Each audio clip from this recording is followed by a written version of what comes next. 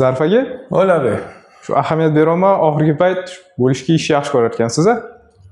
Nafaqat bo'lishga, sut ichishni ham yaxshi ko'raman. Bu sabab bormi qanaqadir? Bu oddiy bo'lishga emas-da, sabr. Mana oralarini ko'rasizmi? Bu ko'knorli, makoviy bo'lishga.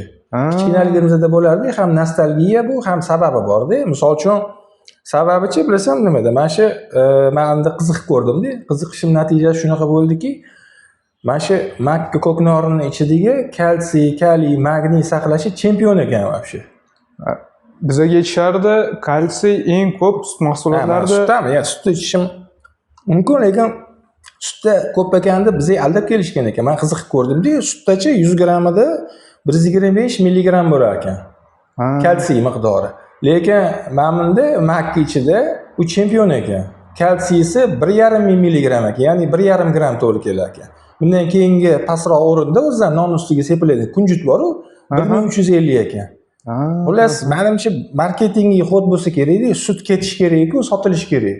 O'shaning uchun ham makka bekitishgan ekan. Lekin oldin kichkinaligimizda 9 tiyinlik bo'lishga bo'lardi. Qiziqsanglar, sizlar ham o'rganib ko'rsanglar bo'ladi. Shunaqa gaplar. Rahmat.